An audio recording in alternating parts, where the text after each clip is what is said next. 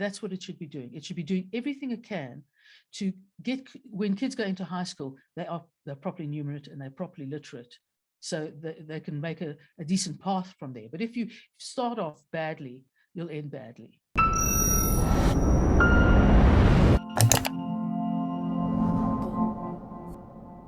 The Basic Education Laws Amendment Bill is before Parliament, with some pretty profound consequences for the way in which education is run in South Africa. Joining me to discuss is Sara Gon. She is with the Daily Friend. So Sara, you actually used to sit on a school governing board and have a very strong interest in education. You were involved in the Educate, Don't Indoctrinate initiative. But now we have this bill. What are some of the risks as you see them for the education sector in South Africa? Essentially, the two main areas, because there are lots of small fiddly areas, are amendments to the issue of admissions and language policy. And admissions, what they've done is they've kept, which we've always had, governing bodies are the bodies who determine language policy. And in likewise, governing bodies determine admissions policy. But the difference what this bill hopes to bring in is that the provincial departments of education will have oversight over and can change both either policies, language or admissions. All right, and the MEC for Education in Gauteng, Panyaza Lesufi, he's quite a vocal, hyperactive minister, and often you see him kind of meddling in the affairs of schools, rushing to a school when there's been some kind of alleged incident there. He has said that critics of this bill are anti-transformation and don't care about African languages. What do you make of those arguments by Lesufi? Well, he wouldn't be Lesufi if he didn't make arguments like that, which are basically largely fallacious. And I've sort of referred to him as, Lesufi helicoptering in when there's a problem, because essentially what he does is he comes into a problem and it becomes a media circus. So essentially, Lesufi's just got a very thin skin. If you are critical of it and you want to maintain the freedom and the authority of governing bodies, that is the last thing he wants. He wants to try and narrow them as much as possible.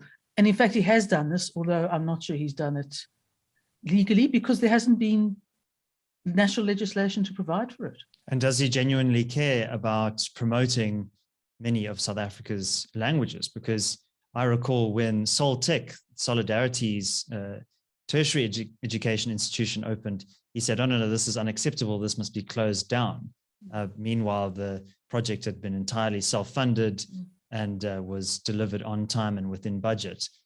So, picking up a bit of inconsistency there from Lesufi. It wouldn't entirely surprise me because I think Panyaza Lesufi is very antagonistic towards Afrikaans.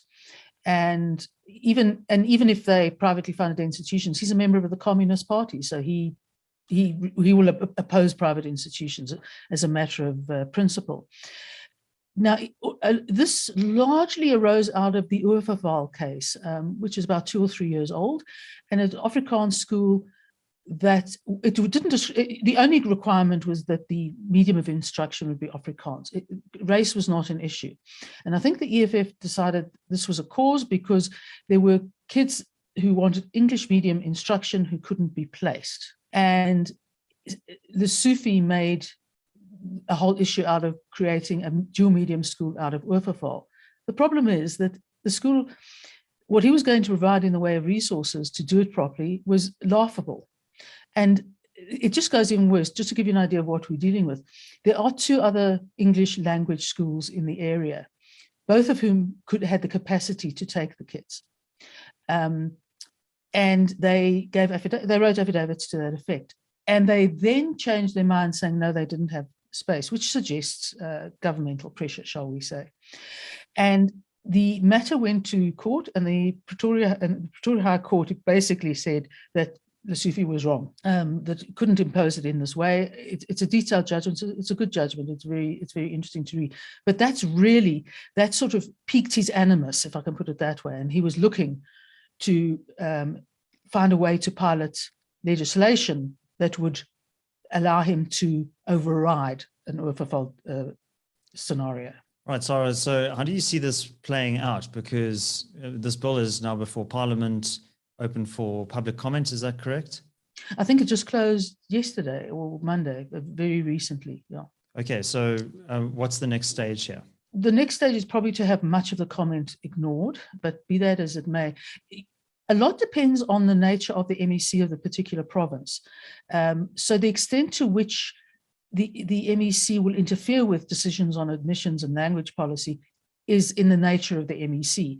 And you'll probably find in most provinces that it won't necessarily be a major issue because they're homogenous language areas. Or as I say, depends on the personality. But in Gauteng, it's fundamental because it essentially gives the Panyaza Lesufi, who's been chomping at the bit, the final say on changing these policies. And, you know, it's a very specific, it's very personality specific in this respect. But what the problem, the overall problem we're saying is that the rights should be expanded for people such as parents and governing bodies, etc., not contracted.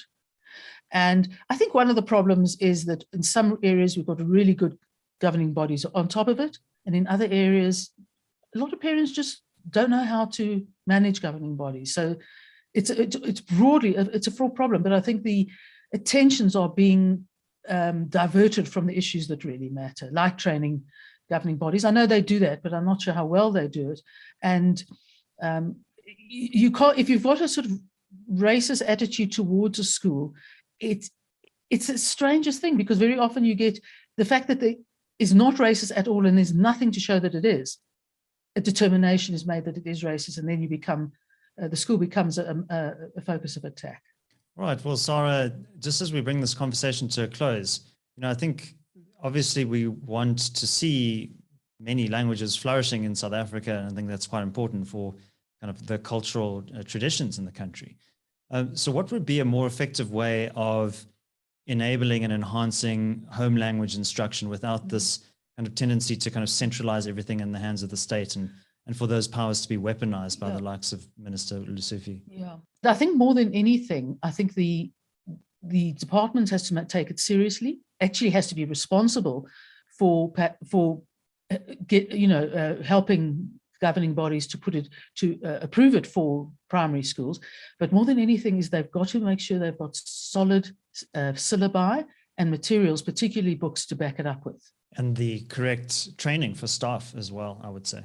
And yeah, because we found often with second language teaching, just the quality of teachers in languages like Zulu, etc., has not been great. So you'll find kids dropping out, and if they can go to an alternative like Afrikaans, they will. But it's often not their first choice. They want to learn an indigenous language. So it really is incumbent upon the department. That's what it should be doing. That's what it should be doing. It should be doing everything it can to get, when kids go into high school, they're properly numerate and they're properly literate, so they can make a decent path from there. But if you start off badly, you'll end badly. Sara Gon, thank you very much. Let's hand over to you, our audience. What do you think is behind this new piece of legislation, and how will it impact on education in South Africa? Leave your thoughts down in the comment section below. Also, don't forget to like this video and subscribe to the channel if you haven't done so already. And if you enjoyed this analysis, you might want to check out this video over here. My name is David Ansara. This is the CRA. Until next time, take care.